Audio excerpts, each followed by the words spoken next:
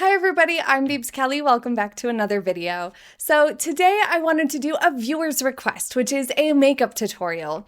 Lately, I've been enjoying doing a little bit of almost like a faux cut crease or a real cut crease, which I hadn't been doing for a while. It's just kind of needed a break from it, I think, to shake it up. And I've been returning back to it actually because of a movie I went and saw. I went and saw The Invite, and Penelope Cruz had the most gorgeous cut crease on her eyes for that movie, and it was like a softer version kind of.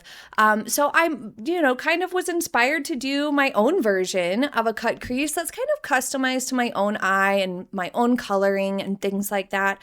But anyway, so I've been doing that lately, and a lot of you have been asking for a makeup tutorial. So I did an eye makeup tutorial today for you, but it's important to remember that it doesn't really matter what exact product you're using. It's more the medium of product. So is it like a gel product? Is it a stick? Is it a powder? And then of course the color, the shade. Of course you could use different shades if they complement your skin and eye tone more, but in general, the most important things, like if you're trying to recreate any tutorial that you see or any eye look that you see or makeup look that you see, you can use whatever you have. It's just a matter of getting similar depth and lightness of color. So if somebody's using something that's very, very dark and you want to lighten it a little bit, you'll still get a great effect. But if you switch completely to a dark plum versus a dark brown, it's going to change the way the makeup looks, but if you follow the same shape, it's going to give you the same effect, if that makes sense. So feel free to lighten it a little bit, darken it a little bit, or switch out the colors for something else. But if you want to try to get it as true to the tutorial as possible, then just find whatever similar colors you have. I used mostly dark browns, medium browns, and then just kind of a regular skin tone, like a tan, sort of a peachy color, So that's all you need. You don't have to get the exact same products. So first, for this eye look, I want it to have good color differentiation so that the shape can be the feature of this eye look. So I start with this cream stick by L'Oreal in a dark brown, and I make almost like a C shape, but I leave the outer wing area open. I do that so that I can create the shape that I want that's sort of lifted and doesn't kind of close in my eyes. And this part does not have to be perfect. This entire step is going to end up being covered up. But what it does is it adds depth to the shape and the contouring that it provides your eye. It helps give you sort of like a placement guide, if you will, on where to put your shadows.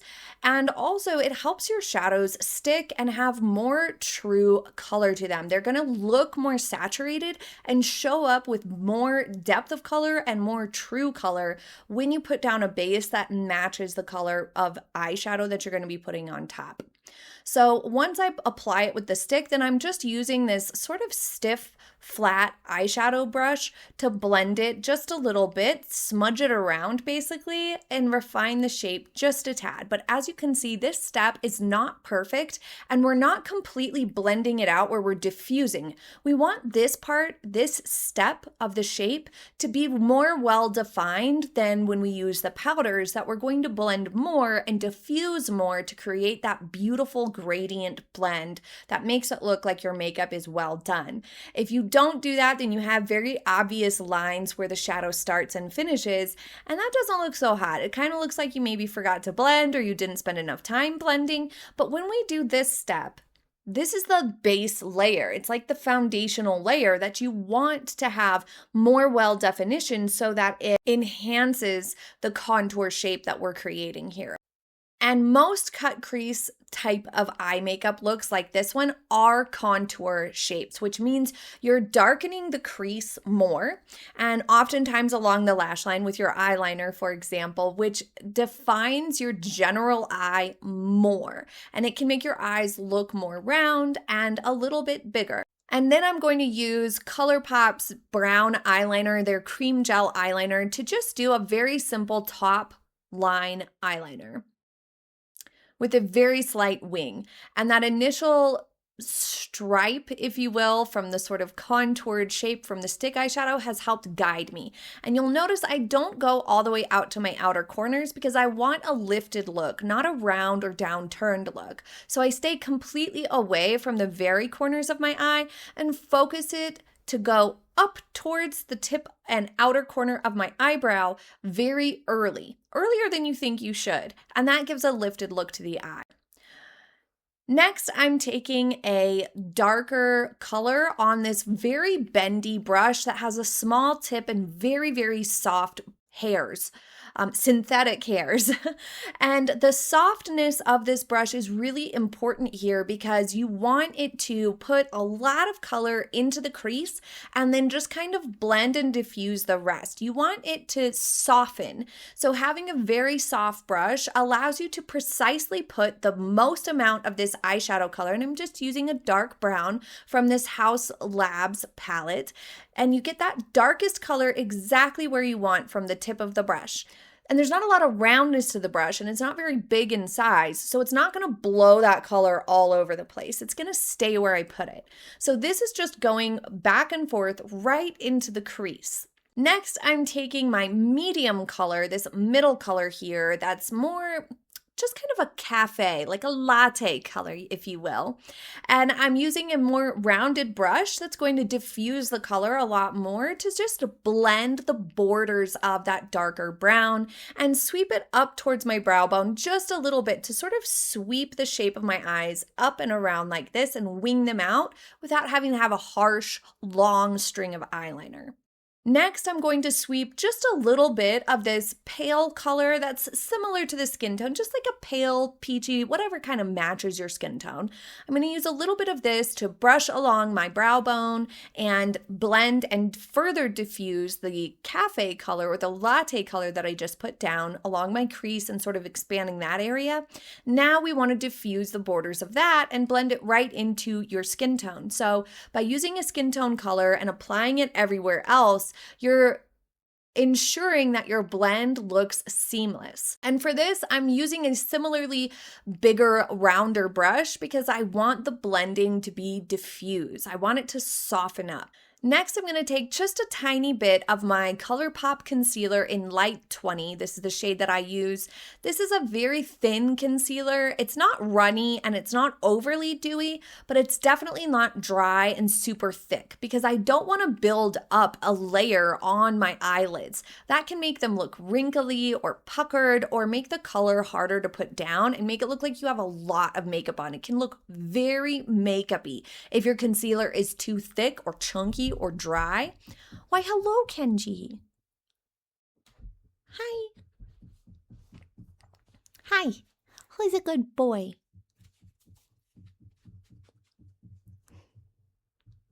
With this concealer, I'm just going to put a tiny bit on my pinky, and I'm going to dab my brush in it in a way where it kind of starts to dry a little bit and spreads that concealer around.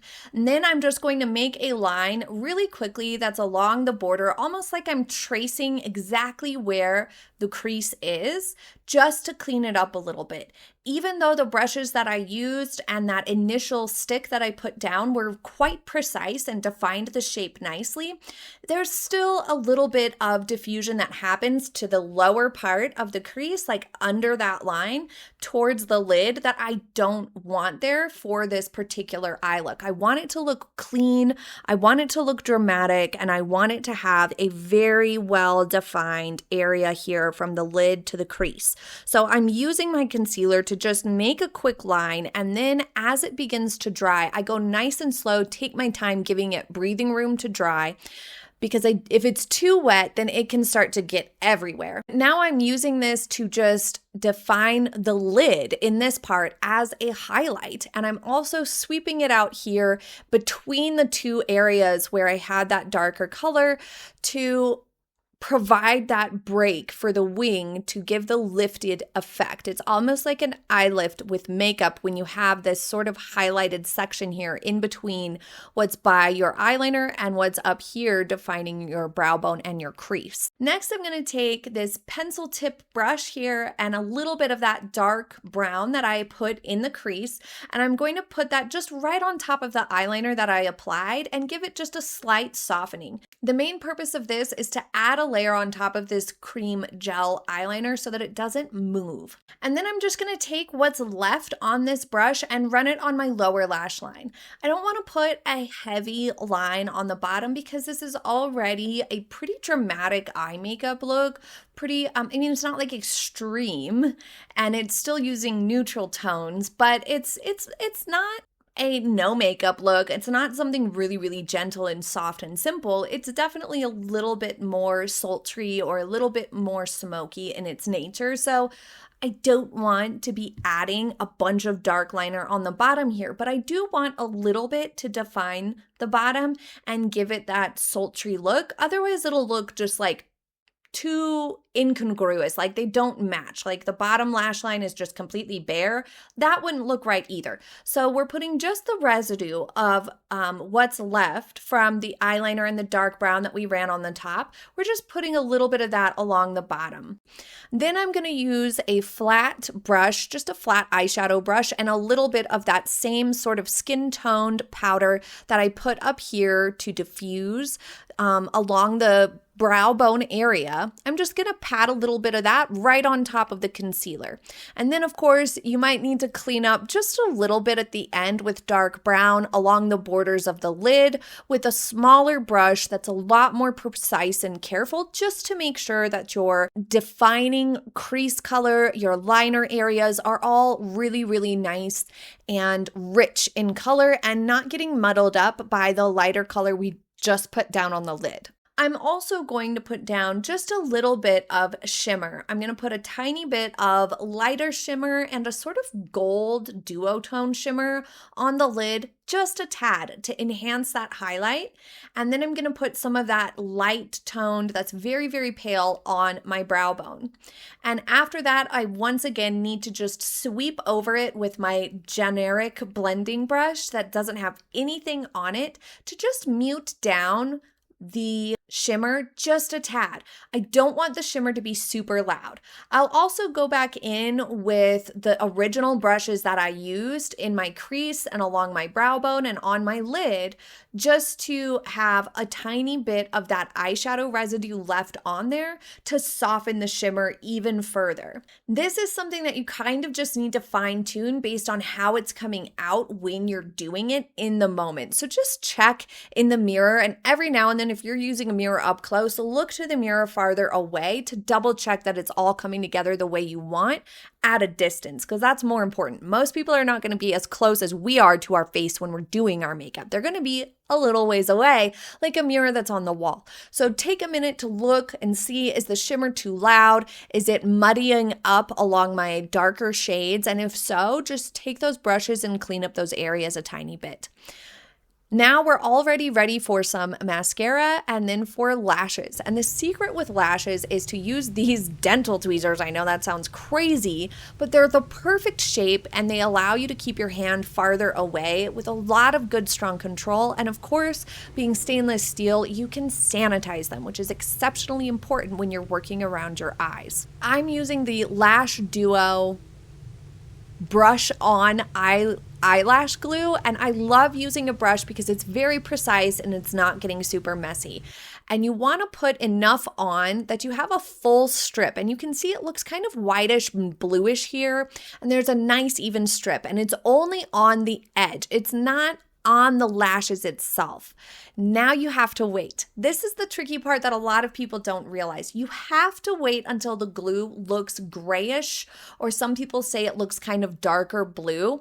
I think it looks gray. So when the lashes are looking like they're gray where the glue is, that's when it's ready to stick on. And for me, I like to stick it on right along the corner, the outer corner first, because oftentimes people start somewhere else, like they start in the middle or they start towards the center, and then they have all this extra lash hanging off the sides. I've even done it sometimes by mistake, but when you have the extra lash on the sides, it creates a droopy effect for your eyes. It doesn't look as nice as if you had too little on the outer corner. It's better to have it stop sooner than stop too late. So I like to place on the outer corner first to make sure that I don't get that drooping effect. When I go to apply these lashes, I stick them onto this outer area where I want them, where I know they're not going to be sticking out too far on the outer edges. And then I just hold it there for about the count of 5. And then I personally, right now, what I like to do is then grab the inner corner and I kind of close my eye almost all the way and I just kind of trace and place it on the inner corner. And then I just go and pinch my lashes together with the false lashes. That's how I apply them. For a while at the beginning, when I was new to doing lashes, I would kind of stop and do the middle and then the inner corner. But now I feel it's faster and easier to just take it and lay it down, almost like you're laying a sheet down on a bed. You're just kind of laying it to where it's going to naturally trace and follow your lash line. Now, the lashes that I'm using are actually discontinued.